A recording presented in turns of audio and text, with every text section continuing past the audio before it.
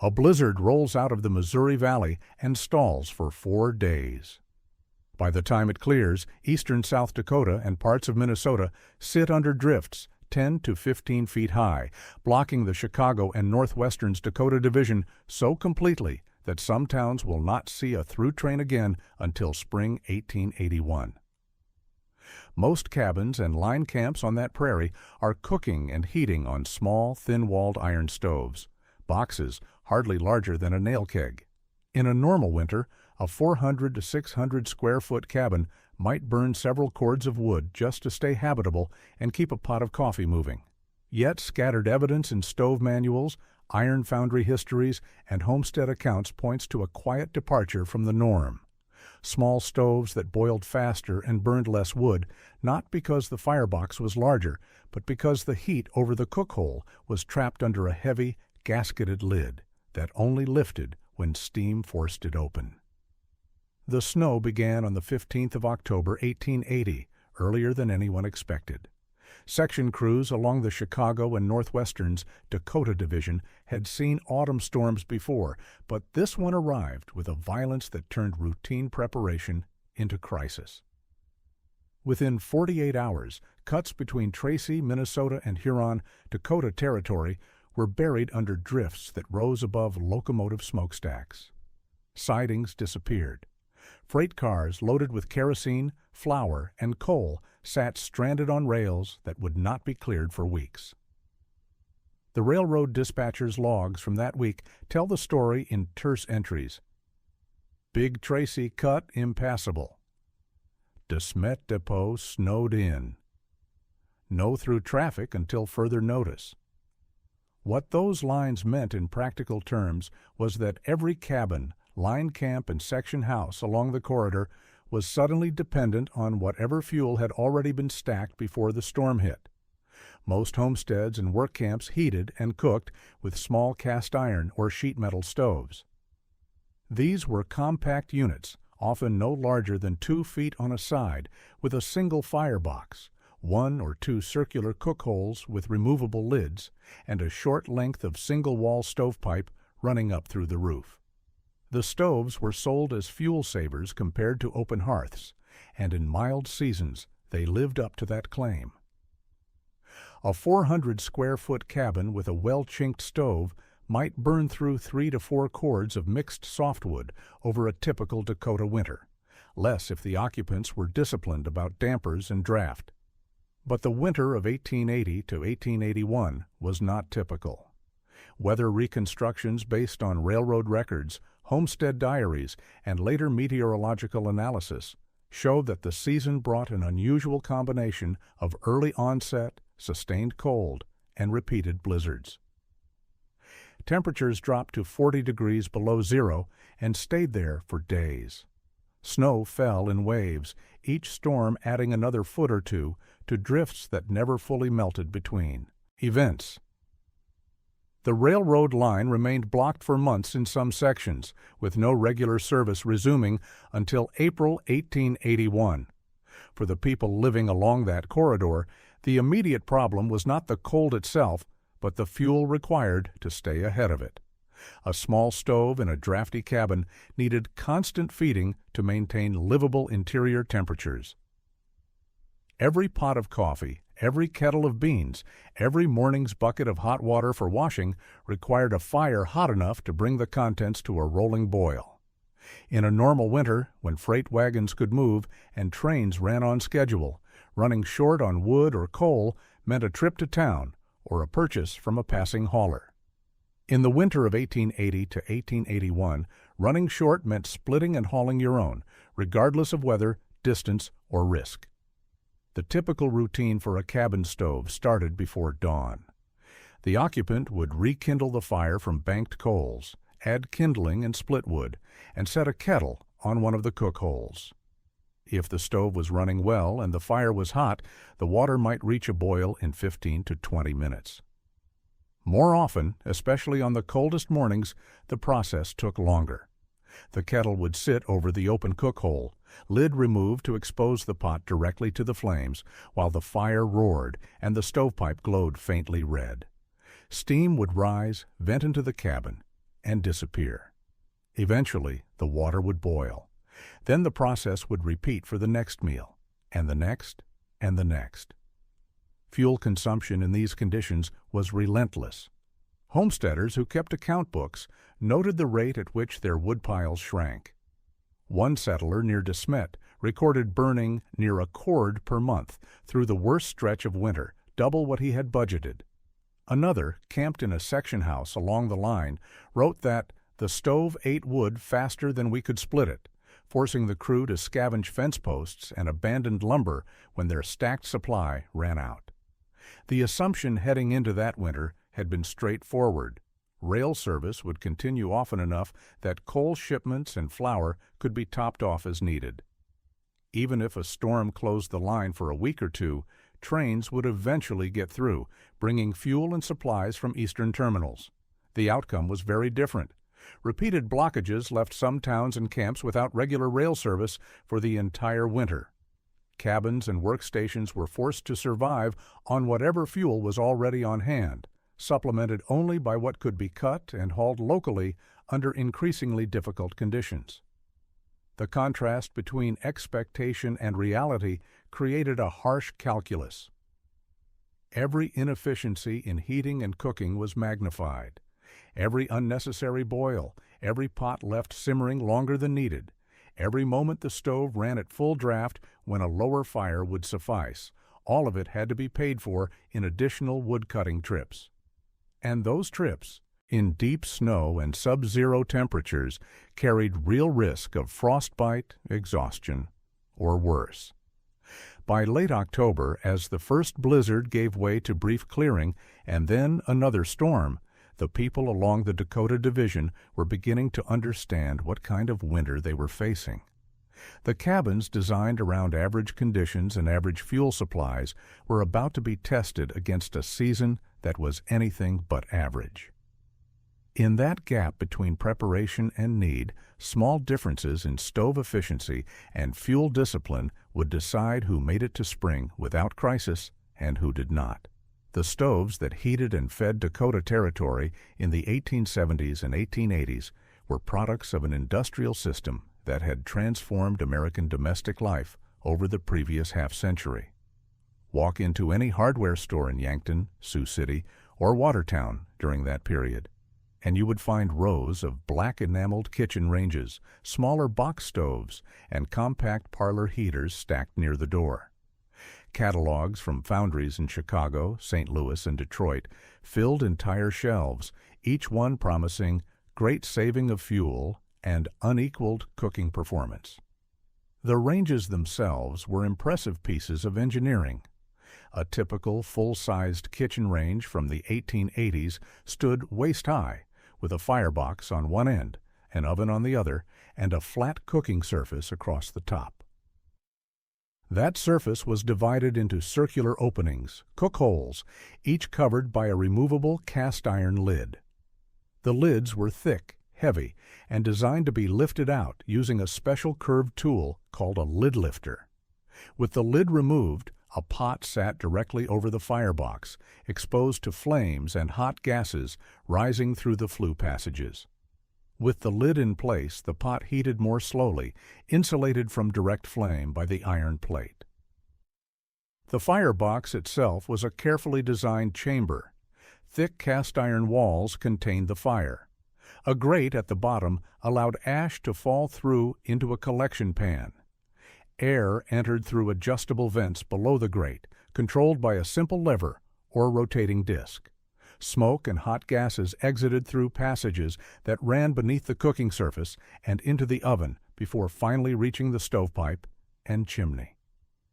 A damper in the flue allowed the user to slow or speed the flow of exhaust, managing draft and heat distribution. Smaller stoves, the kind used in line camps, section houses, and modest homesteads, simplified this design. A compact box stove might have only one or two cook holes, a smaller firebox, and a short, direct flue path from fire to pipe. The walls were often thinner than those of a full range, and the oven, if present at all, was minimal. But the basic principle remained the same: removable lids over direct flue passages, adjustable dampers to control draft, and a reliance on the operator's skill to balance heat, fuel, and cooking needs.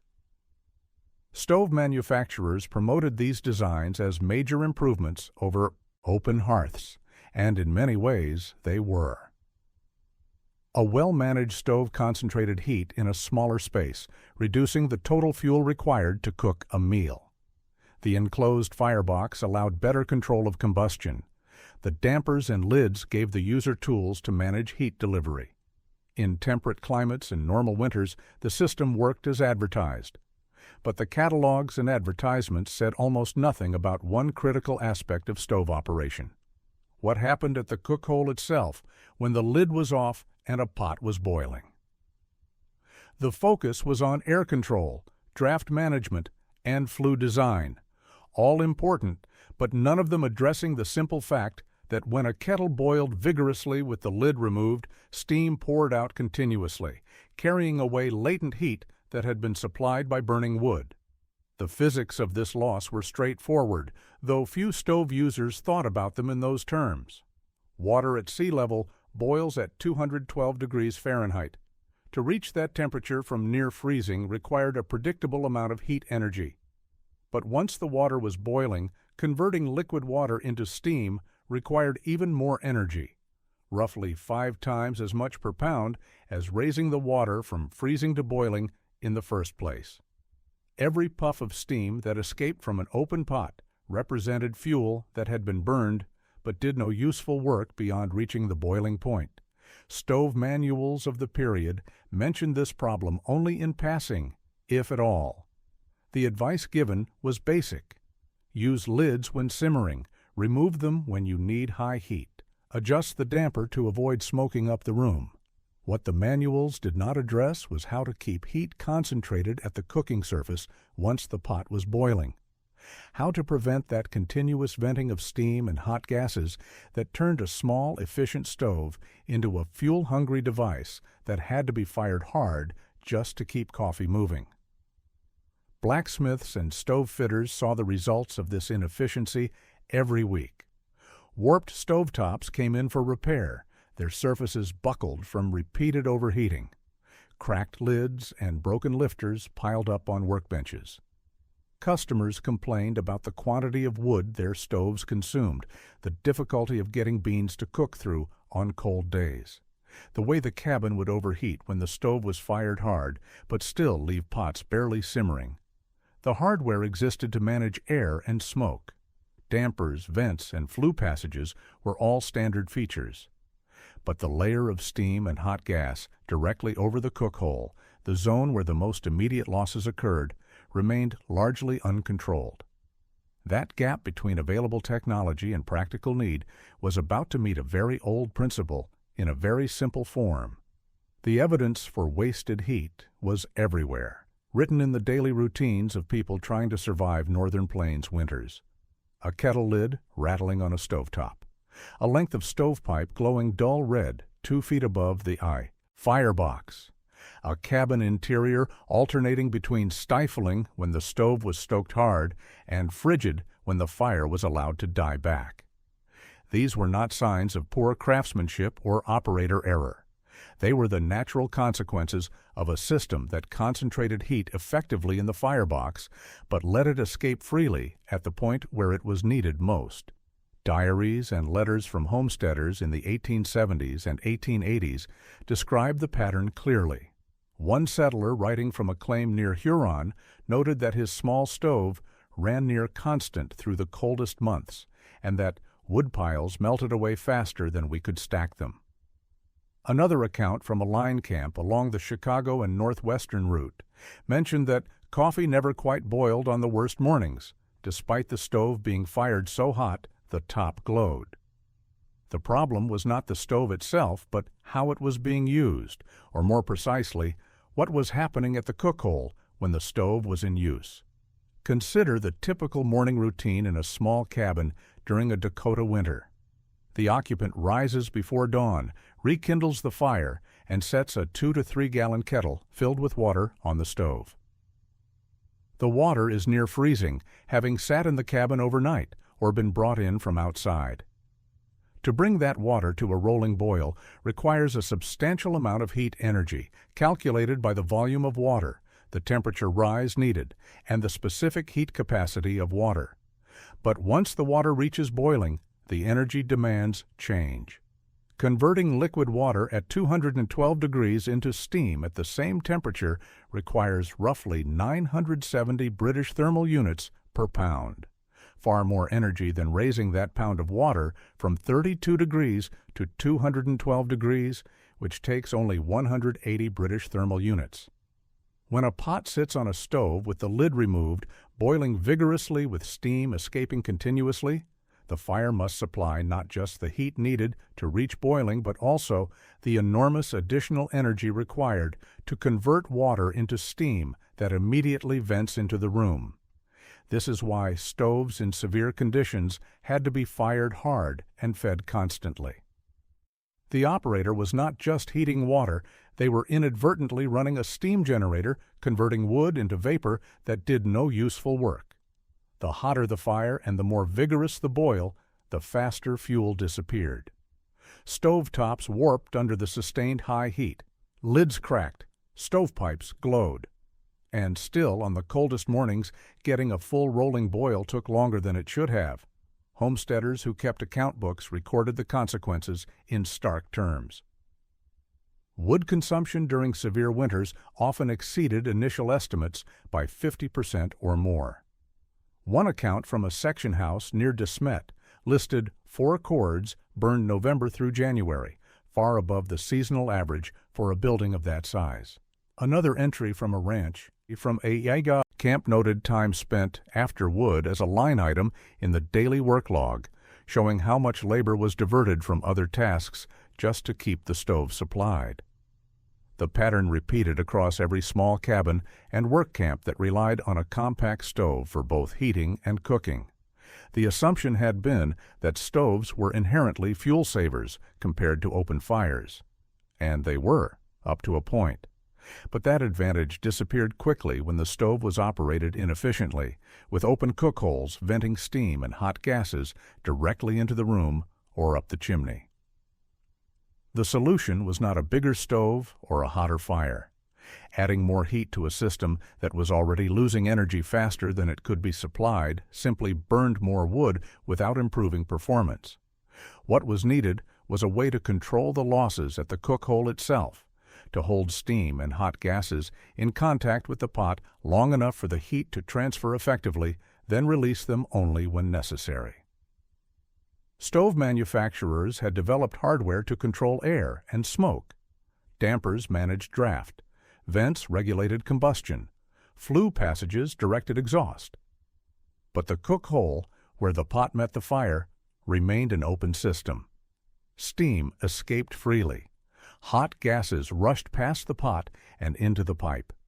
The heat that should have been cooking food was instead warming the cabin, the chimney, and the winter air outside. That gap, the space between what the hardware controlled and what it ignored, was where the real fuel waste occurred. And it was in that gap, using principles far older than the stove itself, that a simple solution would take form. The principle behind trapping steam to increase cooking efficiency was not new in the 1880s. It was not even new in the 18th century. In 1679, a French physicist named Denis Papin demonstrated a device he called a steam digester, an iron pot with a lid held down by a weighted arm. As the contents boiled, steam built up pressure inside the sealed vessel. The increased pressure raised the boiling point of water above 212 degrees Fahrenheit, allowing food to cook faster and at higher temperatures than in an open pot.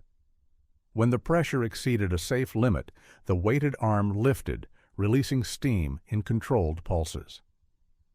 Papin's digester was a scientific instrument designed to explore the properties of steam and pressure. But the same principle found its way into practical applications over the following centuries. By the early 1800s, steam engines relied on pressure vessels and safety valves derived directly from Papin's work. Industrial boilers used weighted lids and spring-loaded valves to manage steam pressure safely. And in domestic kitchens, a handful of early pressure cookers appeared, marketed as time-saving devices for cooking tough cuts of meat and dried beans. The connection between Papin's weighted lid and a small frontier stove might seem distant, but the underlying physics were identical. Trapping steam in a vessel increased the efficiency of heat transfer. Holding hot gases in contact with the cooking surface for even a few seconds longer meant more energy went into the food and less escaped into the air. The difference between a scientific pressure cooker and a practical stove lid was one of degree, not kind. By the mid-1800s, American stove designers had already incorporated elements of this principle into their products, though not always deliberately. Bake ovens in full-sized ranges relied on enclosed spaces where hot gases circulated before exiting through the flue. Flue dampers slowed the escape of exhaust, improving oven performance. Some stoves included heavier lids that seated more securely over cook holes, reducing drafts and retaining heat better than lightweight covers. But none of these features went far enough. A standard removable stove lid, even a heavy one, was designed to be lifted off completely when high heat was needed. It had no mechanism to hold steam or hot gases at the cook hole. It did not seal tightly. It did not adjust to pressure. It was a passive cover, useful for simmering but irrelevant during the rapid boils that consumed most fuel. What the frontier needed was not a full-pressure cooker. Such devices were expensive, unfamiliar, and potentially dangerous in untrained hands. What was needed was a way to apply the same principle at much lower, safer pressures. A lid that could stay closed over a boiling pot, holding steam and hot gases in contact with the cooking surface, but that would lift slightly when steam pressure built up, venting just enough to prevent dangerous buildup while still retaining most of the heat. This was not a radical invention. It was an adaptation, a practical rearrangement of hardware that already existed. The principle had been proven by Papin 2 centuries earlier. The materials, cast iron, wrought iron, simple hinges, and adjustable weights, were available in every blacksmith shop and hardware store across the plains. The skill required to fabricate such a device was well within the abilities of any competent stove fitter. What made the idea noteworthy was not its novelty, but its absence from the commercial market. Stove catalogs promoted improved draft control and fuel-saving designs, but those improvements focused on firebox efficiency and flue management. The cook hole itself remained an afterthought, addressed only by removable lids that did nothing to manage steam or heat concentration during boiling. In that gap between industrial design and practical need, local solutions emerged. Blacksmiths who repaired stoves began to see patterns in the complaints they heard. Stove fitters who installed and maintained equipment in remote camps and homesteads started experimenting with small modifications. And somewhere along the Dakota division of the Chicago and Northwestern, or in a ranch camp in western Minnesota, or at a section house between Tracy and Huron, someone put together a weighted gasketed lid that did what the factory versions did not: hold heat where it was needed until the job was done. The blacksmith shops and small foundries scattered across railroad and cattle towns in the 1870s and 1880s were problem-solving centers. They repaired wagon wheels, shod horses, cast replacement parts for broken machinery, and fixed stoves. A typical workbench in such a shop was piled with the debris of frontier life: cracked stove lids, broken lid lifters, warped cook plates, worn-out grates, and stacks of scrap iron waiting to be repurposed. Repairing a stove was straightforward work. A cracked lid could be patched with a riveted plate or replaced entirely if a matching casting was available. A warped stovetop could be hammered flat or, if too far gone, cut out and replaced. Hinges, latches, and dampers were standard items, easy to fabricate from bar stock. The skills required, forge welding, riveting, basic casting, were fundamental to the trade. But the parts on that workbench represented more than repair jobs. They were also the raw materials for modification. A standard stove lid was a simple disc of cast iron, usually 1/4 to 3/8 of an inch thick, with a shallow lip around the edge that seated into a matching ring in the stovetop. The lid was designed to be removed entirely during cooking and replaced when simmering or when the cook hole was not in use. It had no provision for partial opening, no seal to prevent steam leakage, and no mechanism to manage pressure. Building a better lid required only minor changes to that basic design. Start with a standard cook hole ring and lid, the kind that came with every stove or could be ordered from any foundry. Machine or file the ring's inner edge to create a smooth seating surface. Take the lid and add a shallow underside lip that fits snugly into the ring. Cut a narrow groove around that lip, perhaps 1/8 of an inch deep, to hold a gasket. The gasket itself could be made from materials already common in stove work. A mixture of ash and clay, wetted and packed into the groove, would create a heat-resistant seal that seated firmly when the lid was closed. In later years, woven stove rope, asbestos fiber twisted into cord, became available and worked even better, providing a flexible, durable seal that tolerated repeated heating and cooling cycles. Either material could be pressed into the groove and trimmed flush. Next, attach a hinge to one side of the cook hole ring. This was not decorative, it was structural.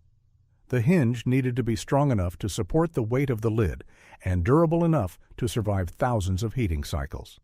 A simple pin hinge, fabricated from 1/2-inch bar stock, would suffice. Drill and tap holes into the stove's cook hole ring, bolt the hinge in place, and hang the lid from the opposite end of the hinge pin. On the side of the lid opposite the eye hinge, add a short lever arm, 6 to 8 inches long, welded or riveted to the lid's upper surface. At the end of that arm, attach a sliding weight. The weight itself could be anything dense and convenient. A short section of iron rod, a stack of thick washers, a small cast block. The key was adjustability. By sliding the weight farther from or closer to the hinge, the operator could change the lifting force required to open the lid. The physics were straightforward. When the lid was closed and water began to boil beneath it, steam pressure built up in the space between the pot and the lid. As pressure increased, it pushed upward on the lid. When that upward force exceeded the downward force of the weighted arm, the lid lifted slightly, releasing a puff of steam. The pressure dropped, the lid settled back into place, and the cycle repeated. The result was a self-regulating system that held steam and hot gases at the cook hole until pressure forced a controlled release. The dimensions and specifications were not exotic. A typical small stove had cook holes 6 to 8 inches in diameter. The lid, made slightly oversized, might be 7 to 9 inches across. The hinge pin, perhaps 3/8 of an inch in diameter, needed to be long enough to allow smooth rotation without binding. The weighted arm required a mass of perhaps 1 to 3 pounds at the end, depending on the desired lifting pressure and the mechanical advantage of the lever. These were not precision parts. They did not require factory tooling or specialized equipment. Any blacksmith capable of hanging a barn door or fitting a plowshare had the skills to produce such a lid. The materials, scrap plate, bar stock, bolts, and ash, were already on hand in most shops. The only additional item was the gasket material, and that was either made from stove ash or purchased as cord for a few cents per foot. What made the design effective was not complexity, but function. The gasketed seat reduced air leakage around the lid's edge, keeping steam and hot gases concentrated over the pot. The weighted arm allowed the lid to lift automatically when pressure built, preventing dangerous buildup while still retaining most of the heat. And the hinge meant the lid could be opened fully when needed, but would return to the closed, sealed position as soon as the weight settled back. This was not a factory product. It was shop floor adaptation, born from watching stoves fail and hearing complaints about fuel consumption. It required no patents, no marketing, no industrial distribution network. It simply worked. Testing the effectiveness of a heat-saver lid requires controlled conditions and careful measurement. Tools that were not available to homesteaders in the 1880s but are straightforward to apply in modern reconstructions. Set up 2 small stoves as close to identical as possible, preferably restored originals or faithful replicas from the 1870s to 1890s. Load each firebox with the same species of seasoned wood, split to the same dimensions and dried to the same moisture content. Fill 2 identical kettles with the same volume of water, measured precisely at the same starting temperature. Stove A operates with a standard removable lid, the kind that came with the original equipment. The lid can be lifted off entirely, exposing the pot to direct flames, or replaced to cover the cook hole during simmering. Stove B uses a weighted, gasketed lid of the type described in the previous chapter, hinged on one side with an adjustable weight on a short arm, and a gasket that seals the lid against the cook hole ring. Light both fires using the same quantity of kindling and small splits. Bring both stoves to operating temperature, then place the kettles on the cook holes and begin timing. Record the ambient air temperature, the starting water temperature, and the mass of fuel loaded into each firebox. Monitor the fires to ensure they burn at similar rates. Adjust dampers and air vents as needed to keep conditions comparable. The first measurement is time to boil. How many minutes does it take for each kettle to reach a vigorous, rolling boil defined as continuous bubbling across the entire surface with steam rising steadily? In reconstructions using historically accurate small stoves, the difference is measurable. The standard open lid typically shows boil times 15 to 25% longer than the heat-saver lid under otherwise identical conditions. A kettle that takes 18 minutes to boil on stove A might reach the same state in 14 minutes on stove B. The second measurement is fuel consumption. Weigh the amount of wood remaining in each firebox at the moment of boiling, or record the total mass of wood added up to that point. The difference here is smaller in absolute terms, but significant over time.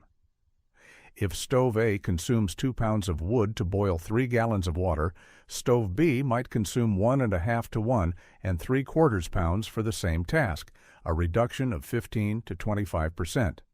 The third measurement involves flue gas temperature.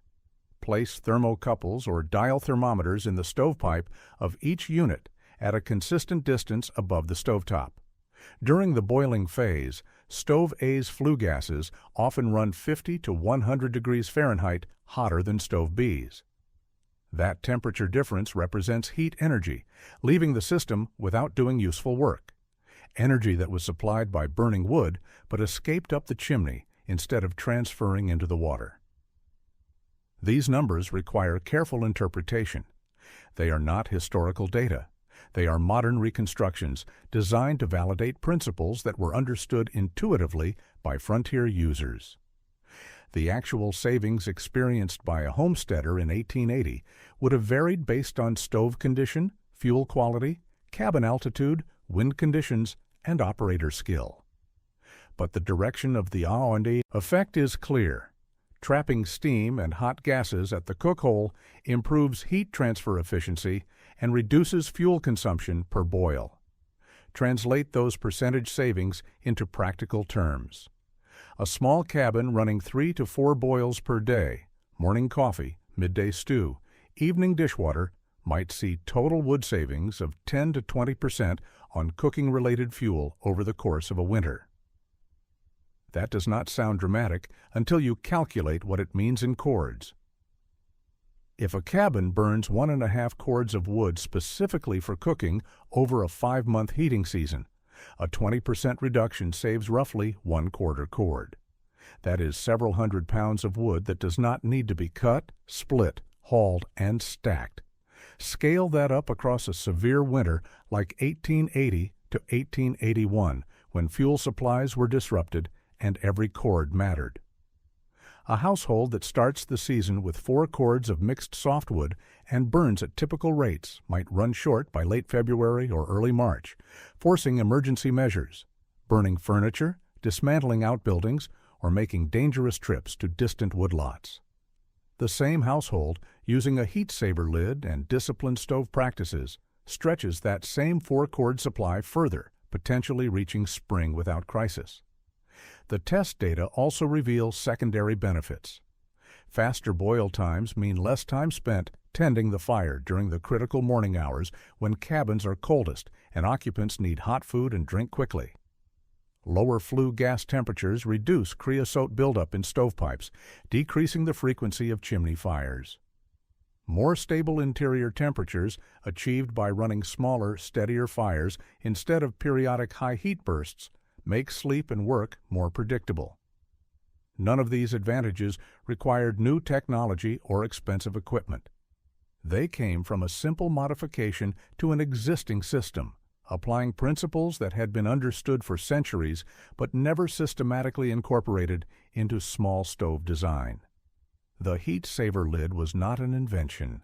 It was an adaptation, a local solution to a problem that the commercial stove industry had ignored.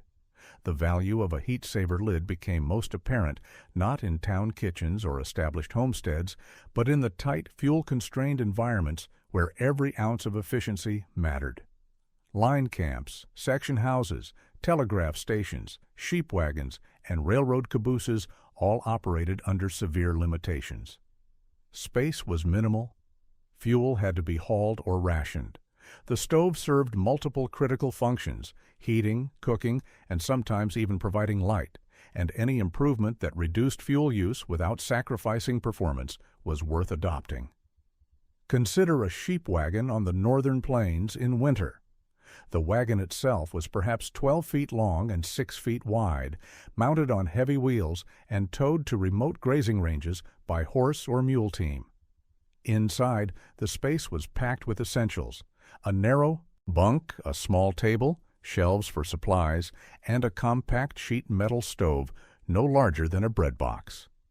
The stove had one cook hole, a small firebox, and a short stack that exited through the curved canvas roof. In extreme cold, snow would bank against the windward side of the wagon, and the interior temperature depended entirely on how well that tiny stove was managed. Fuel in such a setting was always limited. Sheep camps operated miles from timber, often on treeless prairie or sagebrush flats. Herders burned whatever they could find: juniper gathered from draws, sagebrush twisted into dense bundles, dried cow chips collected from the range, or small loads of split wood hauled out from distant supply points at the start of the season. Every pound of fuel had to be carried, and every pound burned had to accomplish multiple tasks. A heat-saver lid on a sheep wagon stove changed the daily routine. Without the lid, boiling a pot of coffee or cooking a pan of beans required firing the stove hard, often overheating the cramped interior. Herders would strip down to shirt sleeves despite sub-zero temperatures outside, then shiver as the fire died back. With the lid, the same tasks could be accomplished with a smaller, steadier fire. The lid trapped steam and hot gases, allowing water to reach a rolling boil faster and hold the temperature with less fuel input. The result was a more stable interior climate and a woodpile that lasted longer. Section houses along railroad lines faced similar constraints. These small buildings housed track crews and telegraph operators, often miles from the nearest town. A typical section house had 1 or 2 rooms, a single stove for heat and cooking, and a monthly coal or wood allotment delivered by freight car. When the railroad was running, resupply was routine. When storms closed the line, as they did repeatedly during the winter of 1880 to 1881, the allotment had to stretch until service resumed. Railroad histories from that winter document fuel shortages and improvised solutions. One section crew near De Smet, cut off for weeks by drifts, burned fence posts and old cross ties to keep their stove going. Another crew, farther west along the line, rationed coal so strictly that they cooked only once per day, eating cold rations the rest of the time. Any tool or technique that reduced consumption was valuable in those conditions. The heat-saver lid fit that need precisely. It required no modifications to the firebox or flue. It could be retrofitted onto existing stoves using parts that any blacksmith or section foreman could fabricate from scrap iron and gasket material. Once installed, it operated automatically, lifting to release pressure and settling back into place without requiring constant attention. For crews already managing tight fuel budgets, the difference between standard boiling practice and lid-assisted efficiency could mean the difference between rationing and adequacy. Cabooses and camp cars used by construction and maintenance crews operated under similar logic. These were mobile workstations pulled along railroad spurs to wherever track work was needed. The stove in a caboose was compact and multifunctional, providing heat for the crew and cooking surface for meals. Coal was usually available at sidings, but in remote sections or during extended blockages, crews had to stretch their supply. One documented account from a maintenance crew working the Dakota Division in January 1881 mentions that fuel was short and the stove ran day and night on half rations. The crew managed by reducing the fire to barely adequate levels, cooking quickly when the stove was hot, and relying on retained heat in the iron structure to keep the car habitable between firings. A better sealing lid would have improved that balance, allowing faster cooking with less fuel input and freeing more coal for heating. The thread connecting these applications was simple. Wherever fuel was scarce and space was limited, efficiency at the cook hole mattered as much as efficiency in the firebox. A small stove with a well-designed lid could outperform a larger stove operated carelessly.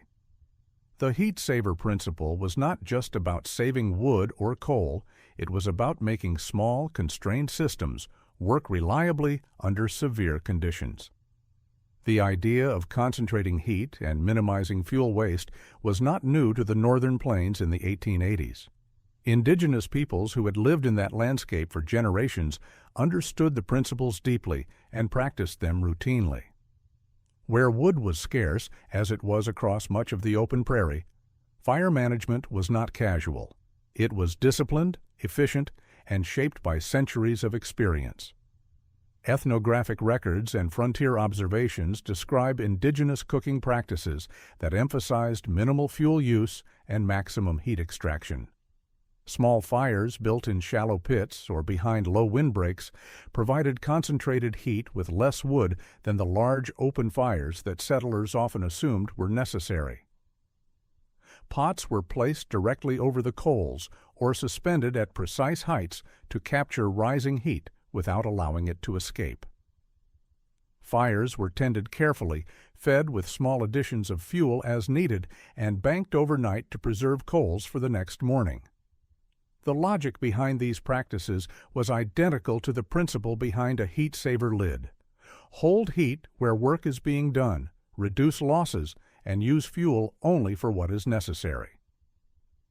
Indigenous cooks did not have cast iron stoves or adjustable dampers, but they achieved similar results through careful fire placement, pot positioning, and attention to wind and draft conditions. Settlers arriving on the plains often failed to recognize these practices as sophisticated engineering. But some immigrants, particularly those from fuel-poor regions of Europe, understood immediately. Scandinavian families settling in Dakota Territory and Minnesota brought with them a tradition of tight stove discipline developed in response to limited timber resources in their home countries. Norwegian and Swedish homesteaders were known for running smaller fires, using tighter-fitting lids on pots and managing dampers more carefully than settlers from timber-rich regions of the eastern United States. One memoir from a Norwegian immigrant family near Fargo, Dakota Territory, describes the household's strict rules about stove use. No fire larger than what was needed, no pot left boiling longer than necessary. Lids always tight. Damper closed as soon as the stove was hot enough. These were not exceptional practices. They were habits formed by generations of living in places where fuel had to be gathered from distant hillsides or purchased at high cost. The heat saver lid, viewed in this context, was simply one more tool in a broader spectrum of fuel-frugal strategies. It aligned with indigenous fire practices, immigrant stove discipline, and the thermodynamic reality that wasted heat represented wasted labor. The lid did for a small stove what a windbreak did for an open fire, and what a tight-fitting pot lid did for a simmering kettle. It held energy where it was useful and released it only when necessary. This perspective also explains why the heat-saver principle remained largely undocumented in commercial catalogs and industrial histories. The people who needed it most were not the ones buying new stoves from catalogs or writing articles for trade journals. They were section crews, ranch hands, sheep herders, and homesteaders operating at the margins of the frontier economy, solving problems locally with whatever materials and skills were available.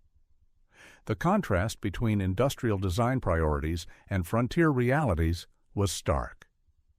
Stove manufacturers focused on features that could be mass-produced, marketed, and sold at scale: decorative enamel, elaborate dampers, patented grates, and anthracite burning capabilities for Eastern markets. These were real improvements, but they addressed the concerns of established households in timber-rich or coal-rich regions, not the fuel-scarce conditions of the open plains.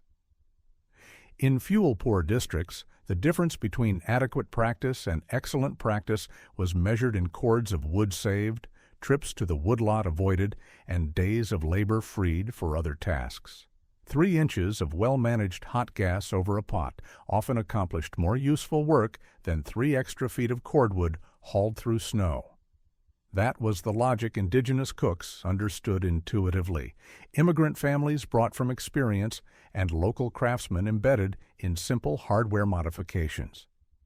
The heat-saver lid was not an isolated invention. It was part of a continuum of fuel efficiency practices that stretched across cultures, climates, and centuries. What made it noteworthy was not its novelty, but its accessibility.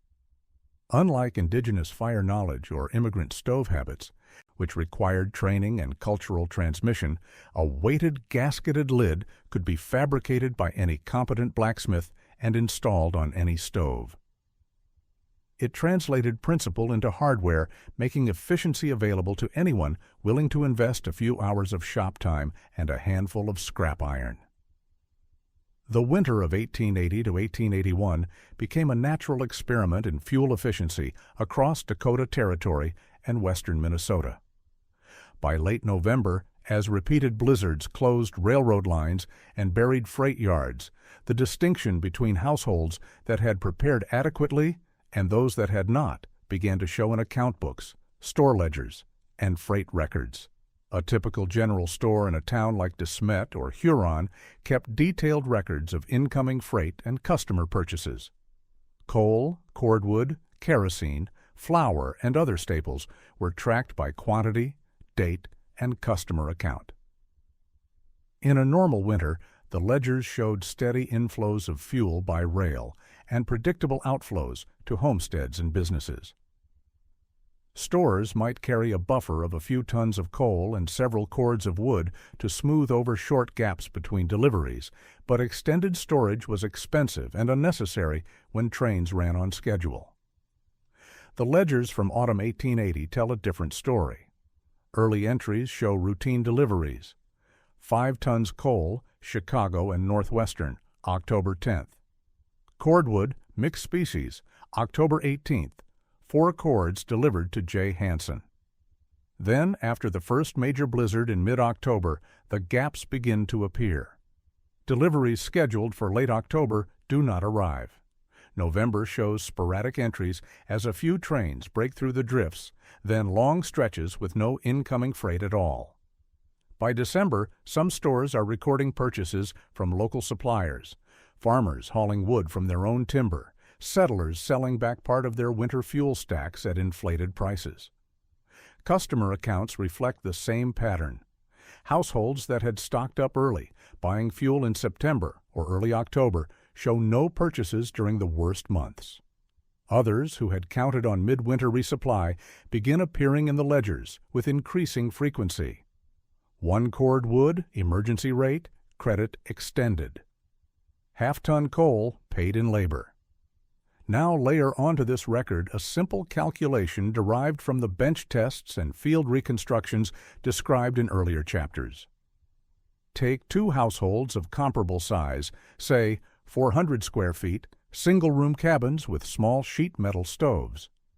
Household A operates the stove using standard practices: lids removed during boiling, fires stoked hard to maintain heat, minimal attention to draft control.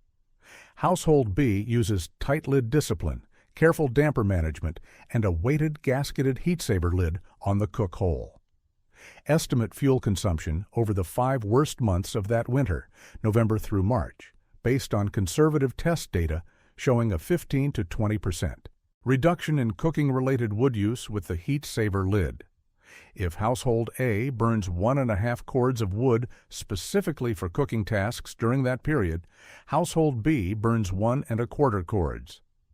The difference is a quarter cord, roughly 500 to 600 pounds of split wood. Now consider what that margin meant during a winter when resupply was uncertain. Household A, having budgeted for typical conditions, finds its fuel running short by mid-February. The family faces a choice: purchase additional wood at emergency rates, if any is available, or make additional cutting and hauling trips in subzero temperatures. Household B, starting with the same supply but consuming less, reaches early March with fuel remaining.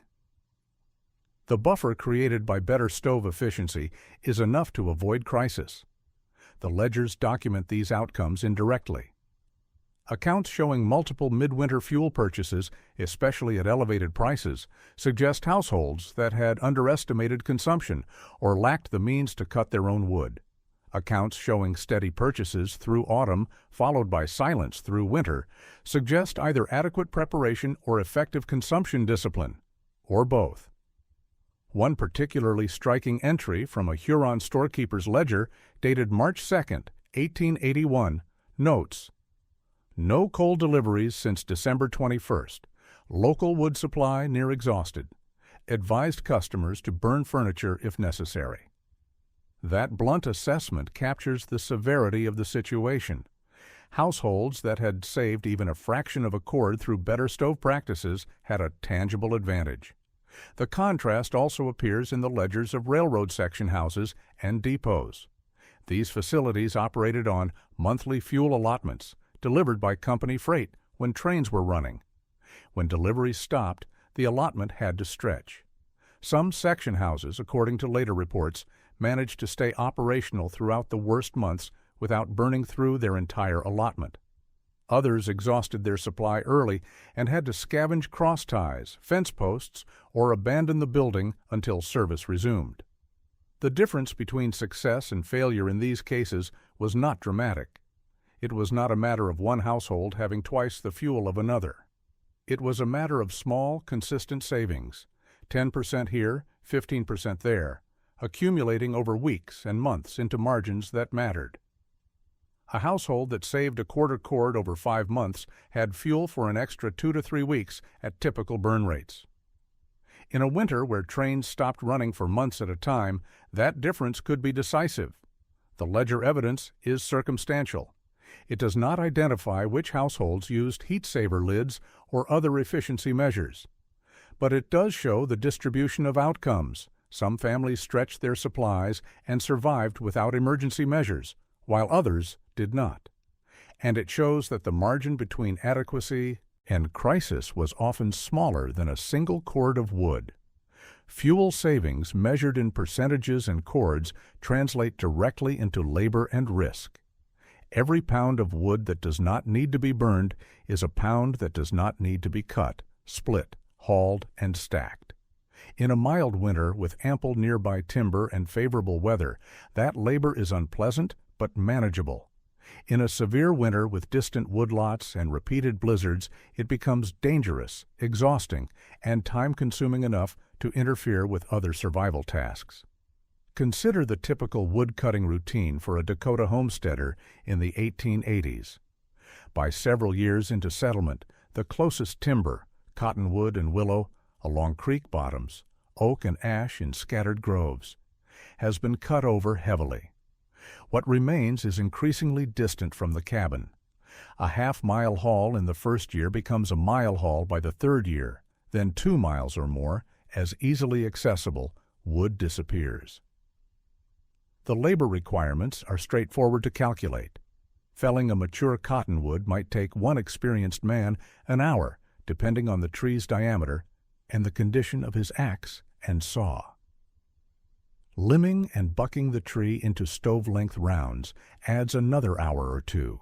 Splitting the rounds into stove-sized pieces adds more time, especially in cold weather when frozen wood resists the axe. Loading the splits onto a hand sled or horse-drawn wagon, hauling them back to the cabin, and stacking them under cover rounds out a full day's work for a single cord. Now factor in winter conditions. Deep snow makes walking and hauling exhausting. Temperatures at 20 below zero or lower limit the number of hours that can be safely worked outdoors. Wind increases the risk of frostbite on exposed skin. Ice on creek crossings adds hazard to every trip. Equipment fails more easily in extreme cold. Axe handles crack, sled runners break, harness leather stiffens and snaps. The arithmetic is brutal. If a household burns 4 cords of wood over a typical winter, that represents at minimum 20 to 30 full workdays devoted to woodcutting and hauling spread across the season. If severe weather doubles or triples the time required per cord because of deeper snow, longer haul distances, or equipment problems, the total time commitment can reach 40 to 60 days of hard labor. Any reduction in total fuel required translates directly into fewer trips and fewer days exposed to those conditions. A household that saves a quarter cord through better stove efficiency avoids 2 to 4 full days of wood-cutting labor in a typical winter. In a severe winter, like 1880 to 1881, when conditions make every trip more difficult and dangerous, that saving represents a meaningful reduction in risk. The risks were not hypothetical.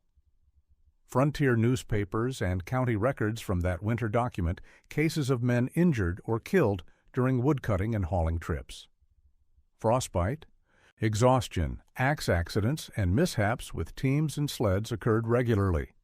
One account from near Watertown describes a settler who became disoriented in a sudden squall while hauling wood and froze to death within sight of his cabin. Another from Brookings County notes a man who broke through ice while crossing a creek with a loaded sled and drowned before he could be pulled out. Beyond the direct risks, the labor diverted to woodcutting had opportunity costs. Time spent hauling fuel was time not spent feeding and sheltering livestock, repairing buildings, hunting for food, or simply resting. On a homestead or ranch, winter work was relentless.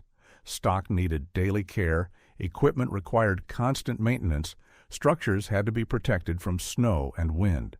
Every hour saved on one task created capacity to address another. The same logic applied to section crews and line camps.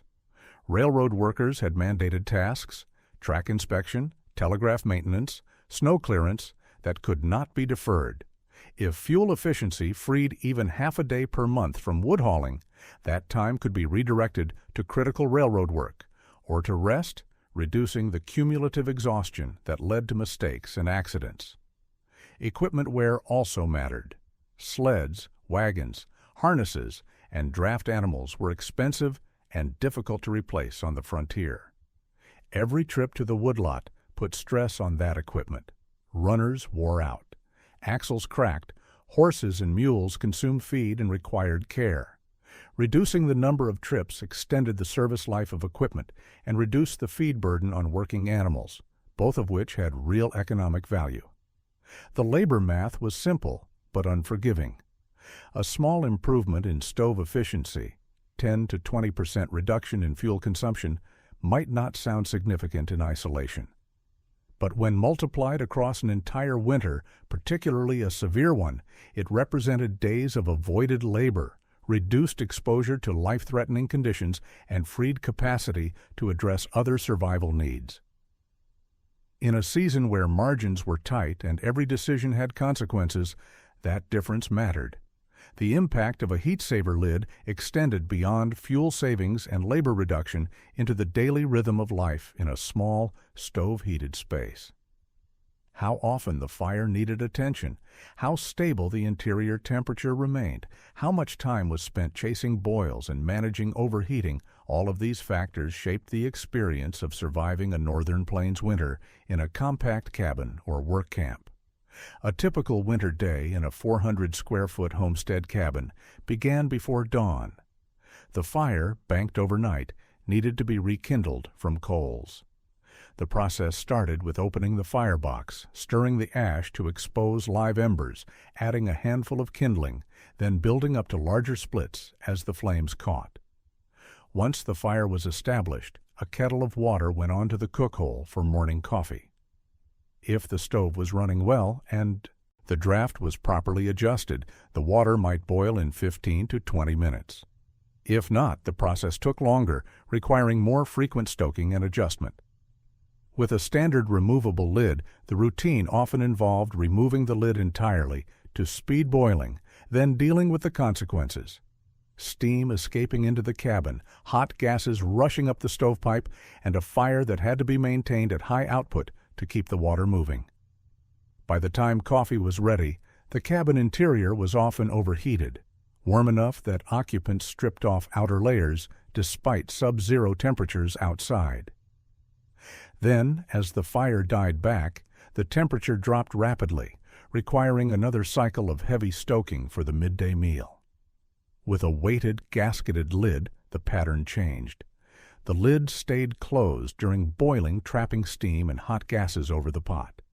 Water reached a rolling boil more quickly, allowing the fire to be throttled back sooner. The weighted arm lifted automatically to release excess pressure, venting steam in small pulses rather than continuously. The result was a more controlled boil that required less fuel input and produced less temperature swing in the cabin. The benefit extended to simmering tasks. Beans, stews, and porridges that required long, slow cooking were traditionally managed by maintaining a low fire under an open or loosely covered pot. With a heat-saver lid, the same tasks could be accomplished with an even smaller fire. The lid held enough heat over the pot to maintain a gentle simmer without constant stoking. The fire could be allowed to burn down to coals, conserving fuel, while the pot continued cooking at a steady temperature. This had secondary effects on cabin climate and livability. Stoves that were not overfired produced more stable interior temperatures. Instead of oscillating between stifling heat and bitter cold, the cabin stayed within a narrower, more comfortable range. Sleep was less disrupted by temperature swings. Work, sewing, mending, writing, planning could proceed without the constant interruption of tending an unruly stove. The time savings were modest on a per-task basis, but accumulated over the day. Faster boil times in the morning saved perhaps 5 to 10 minutes. Better simmering control reduced the number of times the fire needed attention during the day by 1 or 2. Fewer extreme temperature swings meant less time adjusting clothing, moving away from the stove, or huddling close to it. Over the course of a full day, these increments might add up to 30 minutes to an hour, not enough to change the fundamental rhythm of winter life, but enough to ease the constant pressure of managing heat and fuel. Section house logs and work records from railroad camps document this indirectly. Entries that note stove running all day or frequent stoking required suggest cabins where the fire had to be managed aggressively to keep up with demand. Entries that describe longer intervals between tending or that make no special mention of stove management suggest more efficient systems. One work log from a section crew near Tracy, dated late January 1881, includes a week's worth of daily fuel consumption notes. 4 splits morning, 6 midday, 5 evening, 2 overnight bank. Another log from a crew farther west on the same division covering the same week and similar weather shows lower numbers. 3 splits morning, 4 midday, 4 evening, 1 overnight. The difference is small, perhaps 15% less wood per day, but consistent across multiple entries, suggesting a systematic difference in stove management or equipment. The daily routine shaped by efficient stove use was less dramatic than the large-scale fuel savings or labor reduction, but it contributed to the overall margin of survival. A household that spent less time managing the stove had more time and attention for other tasks. A work crew that was not constantly tending the fire could focus on their primary duties. And in a winter where exhaustion and stress accumulated week after week, every small reduction in daily burden helped. The heat saver lid worked because it applied a well-understood physical principle, trapping steam to improve heat transfer at a practical scale and safe pressure. Yet it never appeared as a standard feature in stove catalogs or patent records from the late 19th century. To understand why requires looking at what the stove industry prioritized and what it ignored. Stove manufacturers in the 1870s through 1890s were engaged in intense competition for market share.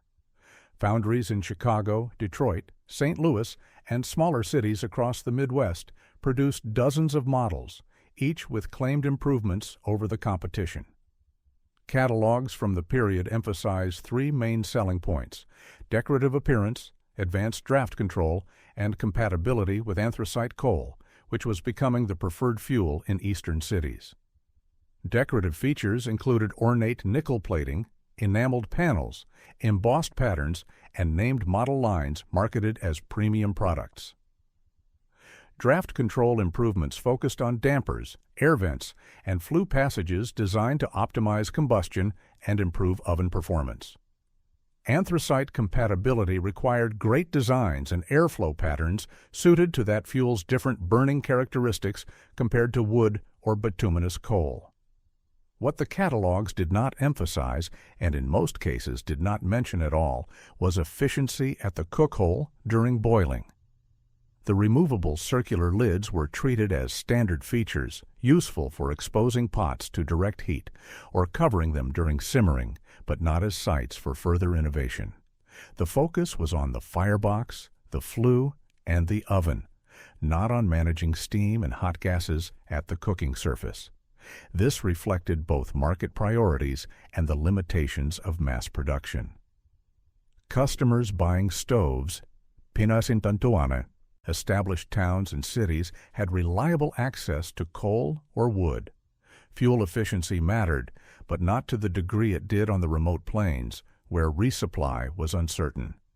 Decorative features and brand reputation drove purchasing decisions as much as technical performance, and from a manufacturing perspective, producing weighted gasketed lids with adjustable arms required more hand-fitting and customization than stamped sheet metal lids or simple cast-iron discs. The result was that significant efficiency improvements remained in the realm of local adaptation.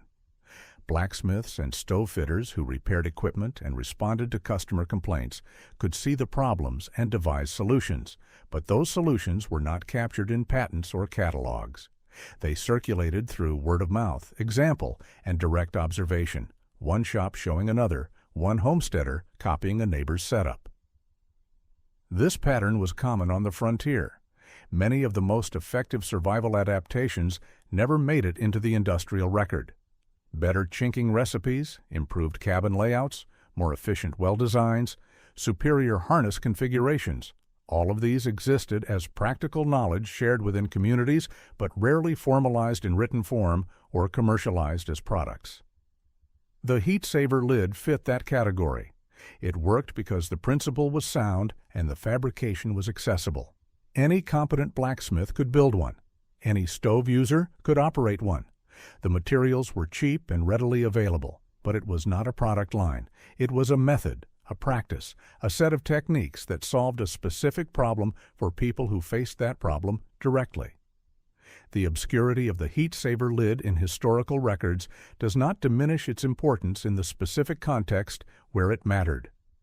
For a section crew cut off by snow, a sheep herder miles from timber, or a homestead family facing their fourth cord of wood with 2 months of winter remaining, the difference between a standard stove lid and a weighted gasketed one was not academic. It was measurable, practical, and directly tied to survival. The broader lesson is that frontier efficiency often depended more on what local craftsmen did with standard hardware than on any branded improvement shipped in from Eastern foundries. The tools were mass-produced, but the knowledge to use them effectively was local, adaptive, and passed along through networks that left few written traces. The story of the heat saver lid does not end in the 1880s. It continues in present-day reconstructions, heritage sites, and off-grid homesteads where people rediscover the same principles that frontier users applied more than a century ago. Modern controlled tests using restored or replica equipment provide the quantitative data that homesteaders could observe but not measure. Set up a small cast iron stove from the 1880s in a historically accurate cabin at a living history site. Install a reproduction weighted gasketed lid on one cook hole, fabricated to the specifications described in earlier chapters. Place thermocouples in the stovepipe and beneath the lid. Mount a scale to measure wood consumption. Run a series of boiling tests under controlled conditions, recording time, temperature, and fuel use. The results validate what frontier accounts suggest. Boil times decrease by 10 to 25% when the heat saver lid is used compared to a standard loose-fitting lid. Flue gas temperatures drop by 50 to 100 degrees Fahrenheit, indicating that more heat is being retained in the cooking zone rather than escaping up the chimney. Wood consumption per boil decreases by 15 to 20% under typical operating conditions. Translate those measurements into seasonal estimates. A cabin running 3 boils per day over a 5-month heating season, November through March, performs roughly 450 boiling cycles. If each cycle saves 1/6 of a pound of wood through better lid design, the total saving approaches 75 pounds, or about 1/16 of a cord. That is a conservative estimate, focused only on the boiling phase and not accounting for improved simmering efficiency or reduced cabin overheating. Scale that up to include all cooking-related fuel use, and the seasonal saving approaches 1/4 to 1/3 of a cord for a modest household. In a severe winter like 1880 to 1881, when fuel supplies were disrupted and every cord had to be cut and hauled under dangerous conditions, that margin made a tangible difference. Modern reconstructions also demonstrate how accessible the heat saver principle remains. Off-grid cabin builders today, facing similar constraints of limited fuel in remote locations, rediscover the value of tight-fitting lids, weighted arms, and gasketed seals. The physics have not changed. Water still boils at 212 degrees Fahrenheit. Steam still carries latent heat. Trapping heat at the cooking surface still improves efficiency and reduces fuel consumption. The guidance for contemporary users is straightforward. Use tight-fitting lids whenever possible. If your stove allows it, add or improve gaskets around cook hole seats. Control draft carefully, using dampers and air vents to match fire output to actual cooking needs, rather than running the stove at maximum draft continuously. Consider adding a weighted arm to a standard lid if your fabrication skills or local resources allow. These are not exotic modifications. They are simple, practical adaptations that amplify the performance of equipment you already own. The historical benchmark for comparison is revealing. A late 19th century catalog from a Midwestern foundry advertised a medium-sized range as capable of serving 20 people on 6 tons of coal per year, roughly 600 pounds per person annually for all cooking and heating needs. That figure, drawn from promotional literature, represents efficient operation under ideal conditions. Actual consumption in remote, poorly supplied settings was often higher. The heat saver principle, applied consistently, moved real-world performance closer to the advertised ideal. The story concludes where it began, on the Dakota Prairie in the winter of 1880 to 1881, with rail lines buried and woodpiles shrinking. In the records that survive, That winter is remembered for blizzards, blocked trains, and towns cut off from supply. In the work that did not make headlines, the small adjustments at the stove, the fabricated lids, the disciplined fire management. It was also a season when careful control of heat meant the difference between stretching a fuel supply to spring or running out in February. The heat saver lid was not a miraculous invention. It was a practical application of old principles to a specific problem. It saved fuel, it reduced labor, it eased the daily burden of managing a small stove in extreme conditions. And it did so using nothing more than scrap iron, basic blacksmithing, and an understanding that heat held where it is useful accomplishes more than heat allowed to escape. That lesson remains as relevant now as it was then, wherever fuel is limited and efficiency matters. If you value fact-grounded frontier history and practical reconstructions like this, consider supporting the channel so more of these quiet shop floor solutions can be documented and tested.